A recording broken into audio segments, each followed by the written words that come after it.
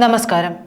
ഏറ്റവും പ്രധാനപ്പെട്ട സ്ഥാനത്തിരിക്കുന്ന അല്ലെങ്കിൽ ജില്ലയിലെ രണ്ടാമനായിട്ടുള്ള എഡിഎമ്മിന്റെ മരണത്തിൽ കുടുംബം ഇത്രയേറെ ദുരൂഹത ആരോപിക്കുമ്പോൾ എന്തുകൊണ്ടാണ് CPM-നും സർക്കാരിനും ആ കുടുംബത്തെ വിശ്വാസത്തിലെടുക്കാൻ കഴിയാത്തത്?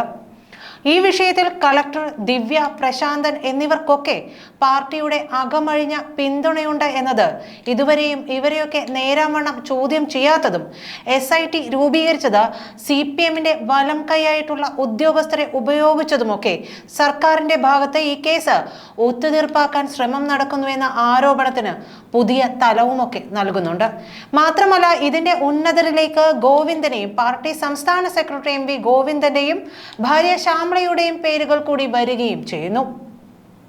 ദിവ്യയ്ക്ക് CPM-നകത്ത് ശക്തമായ സ്വാധീനമുണ്ട് എന്നതുകൊണ്ടാണ് ജാമ്യം കിട്ടിയപ്പോൾ പാർട്ടി സംസ്ഥാന സെക്രട്ടറി MV ഗോവിന്ദന്റെ ഭാര്യയും കണ്ണൂർ ജില്ലാ കമ്മിറ്റി അംഗവുമായ PK ശ്യാമള ദിവ്യയെ സ്വീകരിക്കാനായി ജയിലിലെത്തിയത്. മാത്രമല്ല, അത്രയേറെ പിന്തുണ ഗോവിന്ദന്റെ ഭാര്യയുടെ ഭാഗത്തു നിന്ന് ഉണ്ടാകുന്നുണ്ട് എന്നതും അന്നത്തെ ദൃശ്യങ്ങളിൽ നിന്ന് മനസ്സിലാക്കാനൊക്കെ സാധിക്കും. വളരെ വൈകാരികമായിട്ടാണ് അവർ ദിവ്യയ്ക്ക് പിന്തുണ നൽകിയതും. അത്രയേറെ ദിവ്യയ്ക്ക് പിന്തുണ നൽകണമെന്നുണ്ടെങ്കിൽ ഗോവിന്ദനും ഭാര്യ ശ്യാമളയ്ക്കും ഈ കേസിൽ കൃത്യമായ പങ്കുണ്ട് എന്ന് തന്നെ മനസ്സിലാക്കണം. കണ്ണൂർ ജില്ലയിലെ പ്രമുഖ നേതാക്കൾക്കും അവരുടെ മക്കൾക്കും കണ്ണൂർ മുതൽ കാസർഗോഡ് വരെയുള്ള ക്വാറി മാഫിയകളിൽ നല്ല രീതിയിൽ തന്നെ ബന്ധമുണ്ട് എന്നതൊക്കെ ഇതിനകം പുറത്തു വന്ന വാർത്തകളാണ്. പല നേതാക്കൾക്കും ഇതൊക്കെ അറിയാവുന്ന വിവരമാണ്. ദേവസ്വം ഭൂമി ഉൾപ്പെടെ CPM നേതാക്കൾ കയ്യേറിയ വാർത്തകളൊക്കെ ഇതിനകം തന്നെ പുറത്തു വന്നിരുന്നു. അതുകൊണ്ട് തന്നെ CBI അന്വേഷണം എന്ന ആവശ്യത്തെ അംഗീകരിക്കാൻ ഒരു നേതാക്കളും തയ്യാറാവില്ല. അതുകൊണ്ട് തന്നെയാണ് നേതാക്കൾ ദിവ്യയ്ക്ക് ഇപ്പോൾ ധനകാര്യ സ്റ്റാൻഡിംഗ് കമ്മിറ്റിയിലേക്ക് സ്ഥാനക്കയറ്റം കൊടുത്തതും ഇപ്പോൾ ഒന്നും മിണ്ടാതെ ഇരിക്കുന്നതും. വെളുക്കെ ചിരിച്ച നവീൻ ബാബുവിന്റെ കുടുംബത്തിനൊപ്പം എന്നൊക്കെ വീരവാദം പറഞ്ഞിരുന്ന ഗോവിന്ദന്റെ പുറംപൂച്ചൊക്കെ ദിവ്യയ്ക്ക് ജാമ്യം കിട്ടിയ ദിവസം തകർന്നടിഞ്ഞ കാഴ്ചയാണ് കണ്ടത്. ആന്തൂർ സാജനെ ആരും മറന്നിട്ടുണ്ടാകില്ല. അതിന് കാരണക്കാരിയായ ഗോവിന്ദന്റെ പത്നി ശ്യാമളയെയും.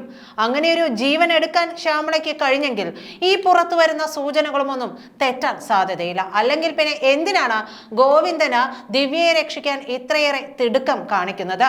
അതിന്റെ കാരണങ്ങൾ പാർട്ടി സെക്രട്ടറി എന്ന നിലയിൽ വിശദമാക്കേണ്ടതും വ്യക്തമാക്കേണ്ടതുമാണ്. എന്തായാലും മറ്റൊരു വിവരം, സുപ്രധാനമായ വിവരം പുറത്തു വരുന്ന സൂചനകൾ എന്താണെന്ന് വെച്ചിട്ടുണ്ടെങ്കിൽ ഗോവിന്ദൻ മാസ്റ്ററുടെ മകനും ഈ പാറമട ക്വാറി മാഫിയയിൽ ബന്ധമുണ്ട് എന്നുള്ളത് തന്നെയാണ്. അതുകൊണ്ട് തന്നെയാണ് അവർ ഇത്രയേറെ പിന്തുണ ദിവ്യയ്ക്ക് കൊടുക്കുന്നതും. എന്തായാലും നവീൻ ബാബുവിന്റെ മരണത്തിന് പിന്നിൽ ഈ ക്വാറി പാർട്ടി മാഫിയ ആണെന്നുള്ളത് വ്യക്തമാക്കുന്ന സൂചനകളാണ് പുറത്തു വരുന്നത്. നവീൻ ബാബുവിന്റെ മരണത്തിലെ അന്വേഷണത്തിലുണ്ടായത് ഗുരുതരമായ വീഴ്ചയുമാണ്. ഇതെല്ലാം തന്നെ അദ്ദേഹത്തിന്റെ ഭാര്യ മഞ്ജുഷ ഹൈക്കോടതിയിൽ ചൂണ്ടിക്കാട്ടിയിട്ടുമുണ്ട്. പോസ്റ്റ്മോർട്ടം സ്ക്രീനിങ്ങിലും ബാക്കപ്പ് ട്രാക്കിലും കാണിച്ചിരിക്കുന്നത് ഇത് കൊലപാതകമാണെന്ന വസ്തുതകളാണ്. ഓഗസ്റ്റ് 14 അർദ്ധരാത്രിക്ക് ശേഷവും 15 പുലർച്ചയ്ക്ക് മുൻപുമാണ് മരിച്ചതെന്നാണ് പറയുന്നത്. രാവിലെ തൂങ്ങി നിൽക്കുന്ന നിലയിലാണ് ഡ്രൈവർ മൃതദേഹം കാണുന്നത്.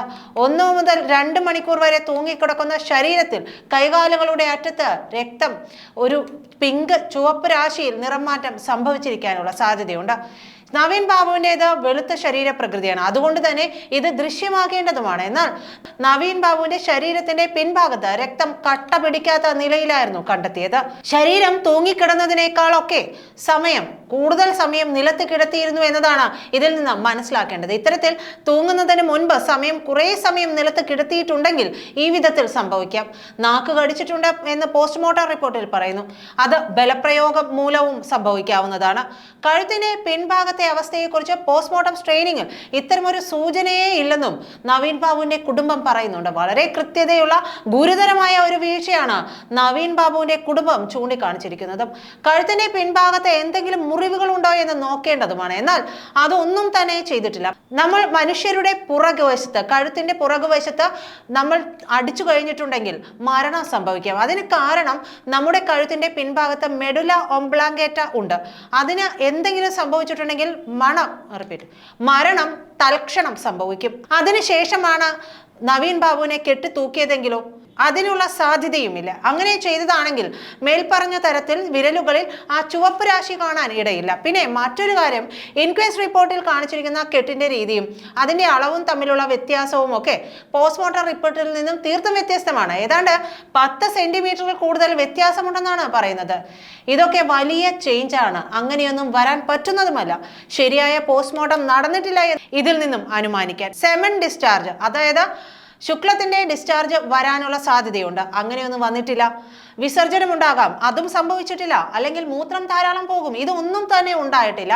അടിവസ്ത്രത്തിൽ രക്തക്കറയുണ്ട്, അതും പ്രധാനപ്പെട്ട കാര്യമാണ്. അതിലും ശരിയായ അന്വേഷണം നടന്നിട്ടില്ല. ഒന്നുകിൽ അന്വേഷണ ഉദ്യോഗസ്ഥന് അത് പോസ്റ്റ്മോർട്ടം നടത്തുന്ന ഡോക്ടർക്ക് പറഞ്ഞു കൊടുക്കണം. ഇൻക്വസ്റ്റ് തയ്യാറാക്കിയാൽ പോസ്റ്റ്മോർട്ടം റിക്വസ്റ്റ് കൊടുക്കുമല്ലോ. ആ റിക്വസ്റ്റ് കൊടുക്കുമ്പോൾ പ്രധാനമായിട്ടും ആ ഫോറൻസിക് സർജന്റെ അടുത്ത് ഇക്കാര്യം പറഞ്ഞു കൊടുക്കേണ്ടതാണ്. അതൊന്നുമില്ലാതെ പേരിനൊരു പോസ്റ്റ്മോർട്ടം നടത്തി ബോഡി വിട്ടുകൊടുത്തു എന്ന് വേണം മനസ്സിലാക്കാൻ. ഇനി ഒന്നും തന്നെ അതിൽ ചെയ്യാനും സാധിക്കില്ല. കാരണം പോസ്റ്റ്മോർട്ടത്തിലെ പോരായ്മകൾ ആ റിപ്പോർട്ട് വെച്ച് മാത്രമേ നമുക്ക് പറയാൻ പറ്റൂ. കാരണം ബോഡി അദ്ദേഹത്തിന്റെ ആചാരപ്രകാരം ദഹിപ്പിച്ചു കഴിഞ്ഞു.